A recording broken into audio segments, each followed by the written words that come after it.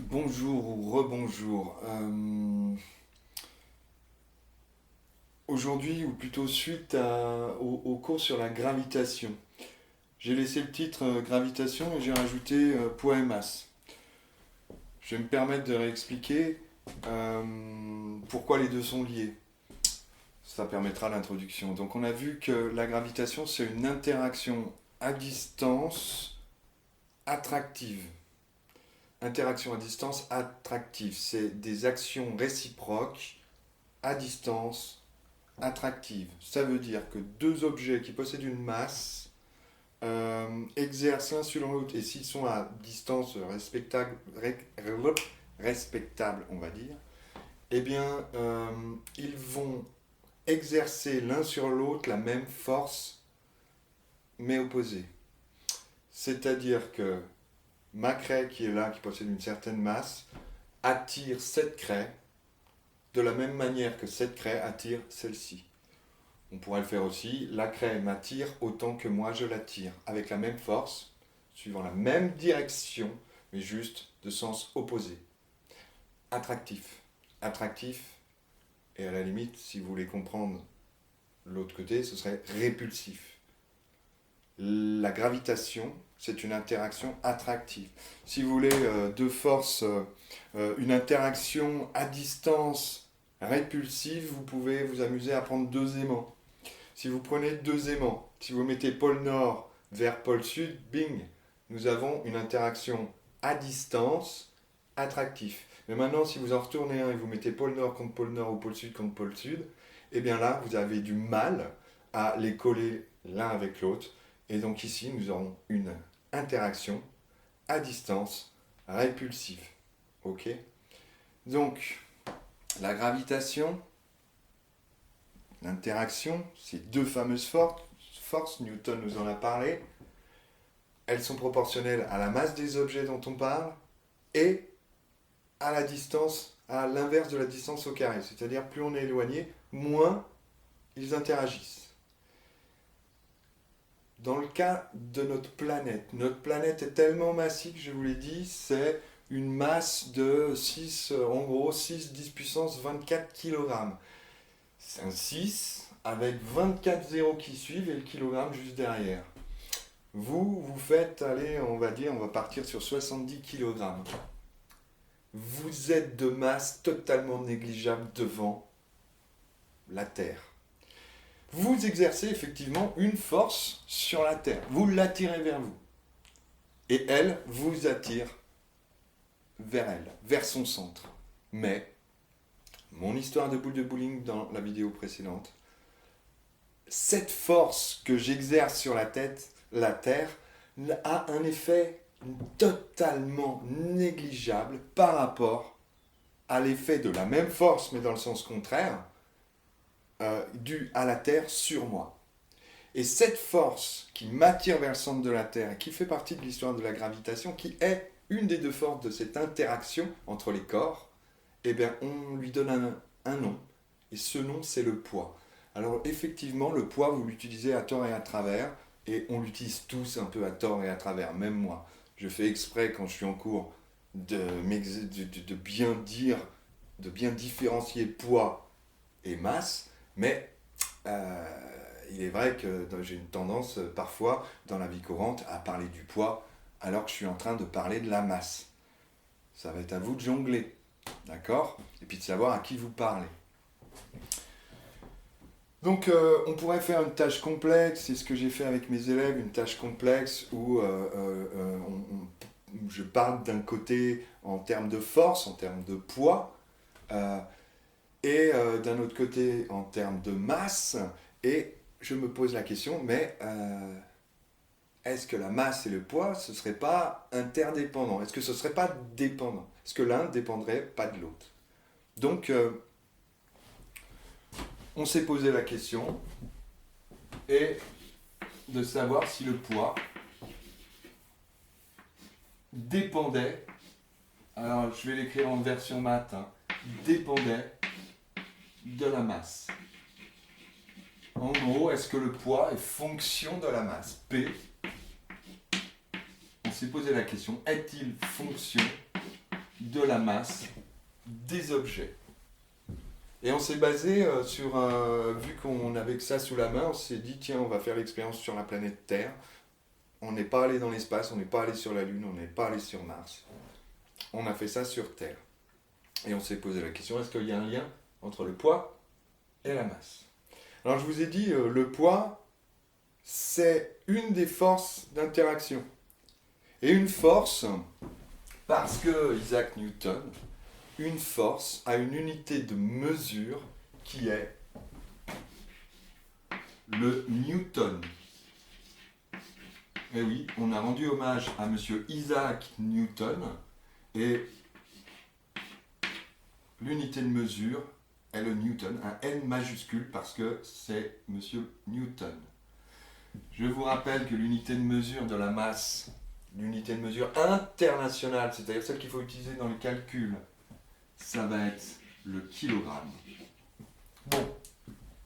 Alors pour faire l'étude, c'est tout bête, vu qu'on s'est posé la question, est-ce que cette grandeur physique dépend de cette grandeur physique, on s'est dit, ben, tiens, on va prendre une série d'objets, et puis on va déterminer son poids avec un appareil de mesure, et puis on va déterminer la masse de chacun des objets avec un appareil de mesure. Alors pour la masse, l'appareil de mesure, il est assez connu, hein, vous l'utilisez souvent en cuisine, c'est la balance. D'accord ? La balance va nous donner la masse d'un objet. Maintenant le poids, il existe un appareil de mesure qu'on appelle le dynamomètre.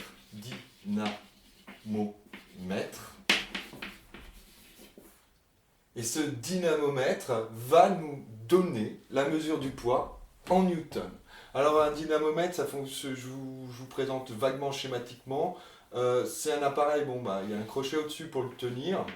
C'est un tube où dedans, alors on a une petite pastille qui va pouvoir... alors, dedans on a un ressort. Alors je ne dessine pas super bien. Et hop, le tube il sert à guider le ressort. Et là on peut accrocher ce qu'on veut. Quand on tire ici, le ressort s'étend, d'accord ? Et ici on a une petite pastille, ici, qui va donc descendre en même temps que le ressort. Quand le ressort s'allonge, la pastille, elle descend. Et puis ici, on a une graduation, on a étalonné l'appareil. Et ici, on a 0 newton. Et puis là, si la pastille, elle descend juste là, 1 newton. Et ici, 2 newtons, etc. Et alors, il suffit d'accrocher les objets. Et puis, hop, on peut déterminer leur poids en newton. Alors, il en existe d'autres, des dynamomètres.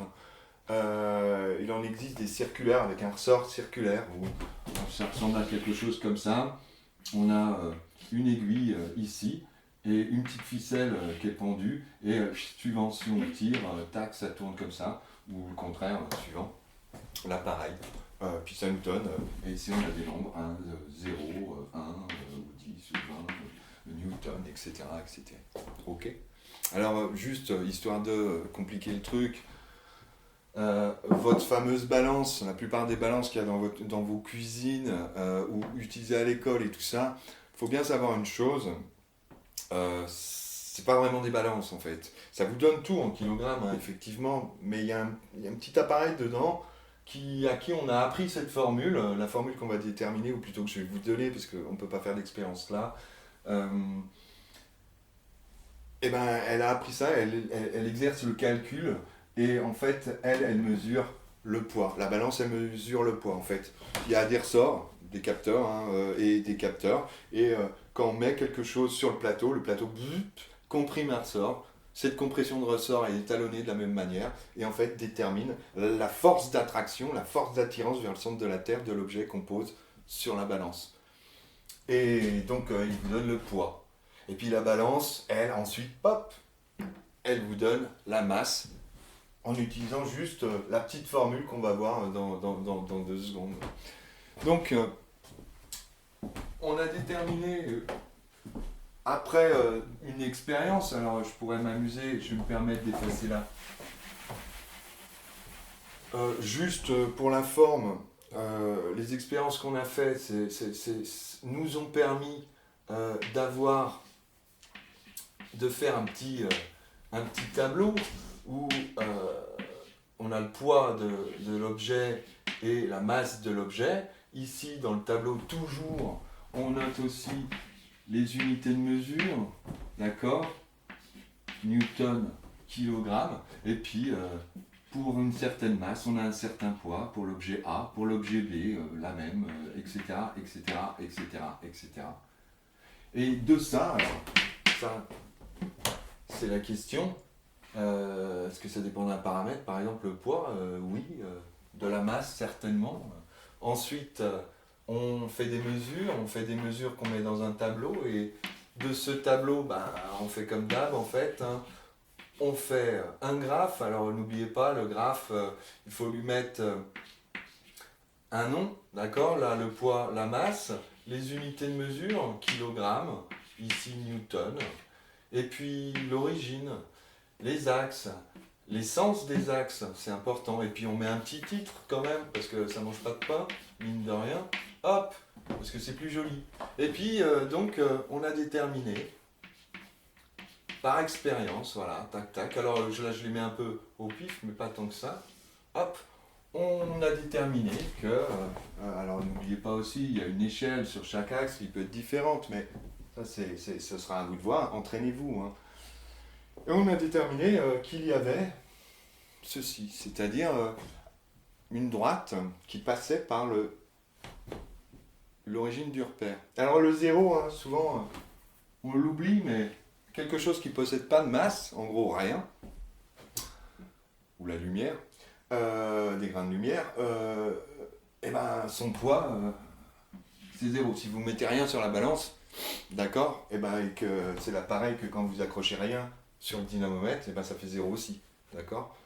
Et on voit que donc, s'il y avait courbe, cette courbe passerait par zéro. Et puis on s'aperçoit que c'est une droite, une droite qui passe par zéro. C'est ce qu'on appelle une fonction linéaire en maths. Mais ça nous dit aussi qu'il existe entre le poids et la masse une proportionnalité. P est proportionnel à M. Et là, hop, c'est le coef. Alors, hop, j'écris mal, de proportionnalité. Je ne vais pas tout écrire parce que c'est faux. Proportionnalité. D'accord? P égale Km. K étant un coefficient. Coefficient de proportionnalité. Un nombre comme ça. Et on a déterminé, je vais me permettre d'effacer ici maintenant. On s'est amusé, après avoir vu que c'était proportionnel, la chose qu'on est tenté de faire, c'est de trouver cette proportionnalité, de trouver ce coefficient de proportionnalité. Et alors, pour trouver le coefficient de proportionnalité, est-ce que oui, on peut faire 2 secondes des maths, on fait 2 secondes des maths. Quand j'ai une droite, que ce soit une fonction linéaire ou pas linéaire, allez, on fait le truc super compliqué, juste parce que c'est toujours bien de faire compliqué. Si on y arrive compliqué, on y arrivera automatiquement si c'est pas compliqué. Donc, imaginons que j'ai une ligne comme ça. Dessus, allez, je vais m'amuser, je vais faire une voiture. Hop. Bon, la voiture, elle monte la pente. La pente, c'est un mot intéressant parce que dans les vieilles écoles, ou plutôt avant, on nous mettait en relation ça. C'est-à-dire le coefficient de proportionnalité, quand on se mettait à regarder une droite là, qui passe par zéro, ou pas d'ailleurs, on disait elle a une certaine pente. Pourquoi je fais une voiture? C'est pour que vous vous souveniez que ce coefficient de proportionnalité, vous l'avez vu, fonction linéaire, vous l'avez vu comme ça, y, quand y égale f de x, y égale ax. Et là, on a le fameux coefficient de proportionnalité. Là, on a aussi ce qu'on appelle le coefficient directeur. Et on l'appelle aussi la pente. Vous avez peut-être tous vu ce genre de panneau où on a pas comme ça, donc encore une voiture, hop, et ici 3%. Ça veut dire qu'on a une pente de 3%. Qu'est-ce que c'est qu'une pente de 3%? Ça veut dire quand je fais 100 mètres, je suis monté de 3 mètres. Je fais 3 mètres en hauteur quand j'ai fait 100 mètres. Ça peut pas être le contraire. Bah, sur 3 mètres, je suis pas monté de 100 mètres, sans ça, j'ai un piolet. Donc la voiture, elle peut monter donc une pente comme ça, 3%, c'est possible. Euh, 3%, c'est quoi? C'est 3 sur 100.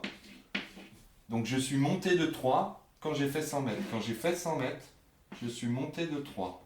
3, 100. 3%. Et bien en fait, quand on veut calculer une pente, quand on veut calculer donc un coefficient de proportionnalité grâce à une courbe, et ben on prend 2 points.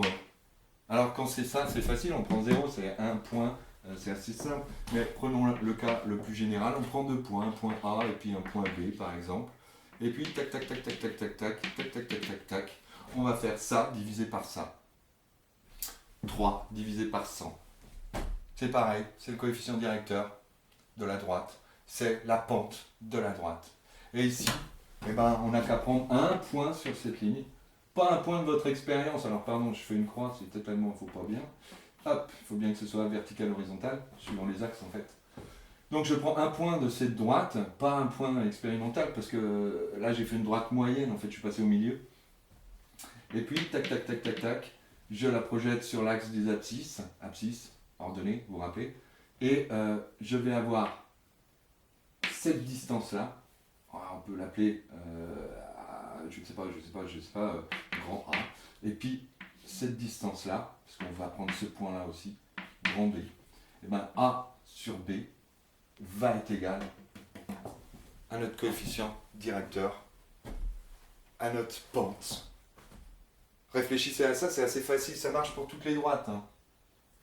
Sans ça, vous pouvez apprendre la formule delta y sur delta x égale coefficient directeur. Delta, c'est la variation en hauteur. Delta y, c'est la variation en hauteur, la variation par rapport aux axes des y, divisé par la variation des x entre ce point-là et ce point-là. Delta x. Ça, c'est delta y. Ça, c'est delta x. Et puis, A égale delta y sur delta x. Variation en hauteur sur la variation en longueur, là, si on est sur une route. Au-delà de ça, bon, et on va finir là-dessus, hein, on va juste dire 2 secondes qu'on a découvert quelle était dans notre labo, quelle était la valeur de K. En gros, K, ce coefficient de proportionnalité,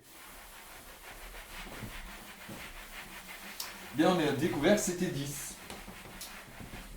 En gros, alors désolé de dire en gros tout le temps, hop, mais c'est parce qu'on parle de la masse et du poids. On a découvert que le poids était égal à 10 fois la masse dans notre labo. En fait, ce 10, on lui donne une autre lettre. Moi, je l'ai appelé K tout à l'heure, mais en fait, nous, en physique, on l'appelle petit g. Petit g, c'est l'intensité de pesanteur.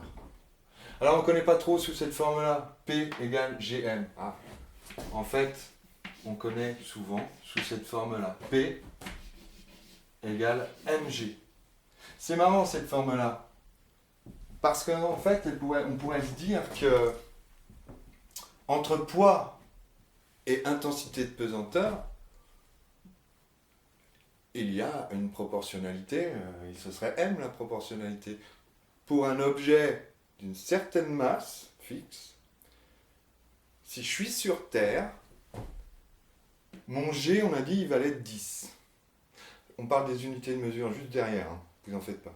Alors 10 newtons par kilogramme. Mais si je vais sur la Lune, vous avez tous peut-être vu Tintin, ou vous avez vu un film où les gens ils flottent à moitié, ils se sentent beaucoup plus légers, malgré les 80 kg de scaphandre, ils arrivent à faire des petits bonds comme ça, beaucoup plus facilement. Eh bien, ils ont l'air d'être moins attirés par le centre de la Lune. Leur poids semble différent. Et ça, c'est dû à l'intensité de la pesanteur. On n'a pas le même G, on n'a pas la même intensité de pesanteur sur la Lune que sur Terre. Nous, il est à peu près 10 newtons par kilogramme. Sur la Lune, je ne sais plus, mais 1,6 newtons par kilogramme. Et le même objet, donc, ne va pas être attiré sur la Terre ou sur la Lune de la même manière. Nous, notre expérience en labo, on était sur la Terre, donc on ne pouvait que fixer G. Parce que je vous rappelle, dans une étude en physique, quand vous avez plusieurs paramètres, eh ben, on les fixe tous sauf un. Bon, bah là, dans notre relation P égale Gm, G c'était toujours le même, on a fait varier M. Quand on se posait la question du poids en fonction de la masse, oui, on a fait varier la masse, parce que, en fin de compte, la manière dont on est attiré vers le centre de la Terre, ça ne change pas, vu qu'on est toujours sur la Terre et qu'on fait l'expérience sur la Terre. Mais si on se disait, tiens, on va fixer la masse, et puis on va changer de lieu, on va aller là où il y a une intensité de pesanteur autre. Et bien là, on verrait que là, on fixerait la masse, donc, et on ferait varier G. L'intensité de pesanteur varie suivant l'astre sur lequel on est. On n'est pas attiré de la même manière sur Mars, sur la Lune ou sur Terre. Donc en gros, notre poids, vu que c'est P égale mg, si G varie suivant l'astre sur lequel vous êtes, la planète sur laquelle vous êtes, et bien en fin de compte, votre masse, elle ne bouge pas, hein, c'est toujours la même, vous avez toujours autant d'atomes en vous, mais par contre votre poids, la force qui vous attire vers ce centre, qui vous empêche de décoller, lui va varier. Ça c'est important. Finir juste sur ça, et je m'arrête, à la limite je compléterai peut-être pour des exos, pourquoi pas, mais plus tard on va faire les leçons, puis après on verra. Le poids, donc on a dit, c'est en newton. La masse, c'est en kilogrammes. Donc G, obligatoirement, parce que, avec un petit coup d'équation, G égale P sur M, vu qu'on a des newtons là, des kilogrammes là, automatiquement, l'unité de mesure de l'intensité de la pesanteur, intensité de pesanteur, bon j'écris mal, donc c'est de pesanteur, eh bien, ce sera obligatoirement newton par kilogramme. Ok ? Donc à retenir, notre poids, il varie suivant la planète sur laquelle on se trouve, et c'est vrai qu'on n'en parle pas trop, parce qu'on va rarement sur la Lune ou rarement sur Mars, ou sur Jupiter, hein. Là je crois que c'est 19 newtons par kilogramme, je ne sais plus exactement, mais donc on est vraiment écrasé sur Jupiter, puis en plus on n'a pas de peau, c'est une planète gazeuse, donc on serait broyé par la pression des gaz. Bon, c'est pas terrible d'aller sur Jupiter.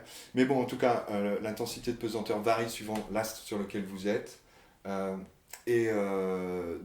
le poids varie, même votre poids va varier, ou le poids d'un objet varie suivant l'astre sur lequel vous êtes. Et pour finir, pour faire le lien avec mon histoire de balance, je vous ai dit la balance c'est un dynamomètre en fait. Eh bien, un dynamomètre qui a un petit programme qui en gros mesure le poids et puis le divise par 10 puis vous donne la masse, d'accord ? Oui, 10, comme ça. Eh bien, si jamais vous prenez votre balance et vous allez faire de la cuisine sur la Lune, vous allez avoir un tout petit problème parce que lui, le programme, il va garder 10, alors que c'est plus 10. Je vous ai dit 1,6 newton par kilogramme. Donc, vous n'aurez pas la bonne mesure de la masse avec votre balance sur la Lune. Réfléchissez aussi à ça, c'est intéressant. Bon, au boulot.